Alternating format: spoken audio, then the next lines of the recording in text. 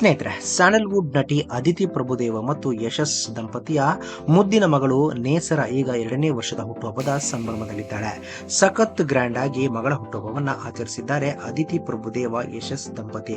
ಫೋಟೋಗಳು ಹರಿಬಿಟ್ಟಿದ್ದಾರೆ. ಹಾಗೆ 2024ರ ಏಪ್ರಿಲ್ 4ರಂದು ಜನಿಸಿದ ನೇಸರಾಗಿ ಈಗ 2 ವರ್ಷ ತುಂಬಿದೆ.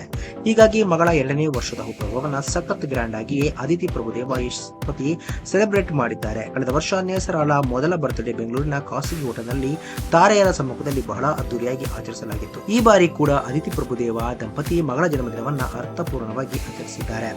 ನನ್ನ ಪ್ರೀತಿಯ ಮಗಳು ನೇಸರ, ನಿನಗೆ 2 ವರ್ಷ ತುಂಬುತ್ತಿದೆ. ಸಮಯ ಎಷ್ಟು ಬೇಗನೆ ಹಾರುತ್ತಿದೆ ನನಗೆ ಅರಿವಾಗ್ತಾ ಇದೆ. ನಾನು ನಿನಗೆ ಕಲಿಸಿದಕ್ಕಿಂತ ಹೆಚ್ಚಾಗಿ ನೀನು ನನಗೆ ತುಂಬಾ ಕಲಿಸಿದ್ದೀಯಾ. ನಿನ್ನ ತಾಯಿಯಾಗಿರುವುದು ನನ್ನನ್ನು ಹಿಂದೆಂದೂ ಇಲ್ಲದ ರೀತಿಯಲ್ಲಿ ಪರಿವರ್ತಿಸಿದೆ. ನೀನು ನನಗೆ ಜೀವನದ ಬಗ್ಗೆ ಹೊಸ ದೃಷ್ಟಿಕೋನವನ್ನ ತೋರಿಸಿದ್ದೀಯಾ ಮತ್ತು ನಾನು ಮಾಡುವ ಎಲ್ಲದಕ್ಕೂ ನೀನು ಕಾರಣ.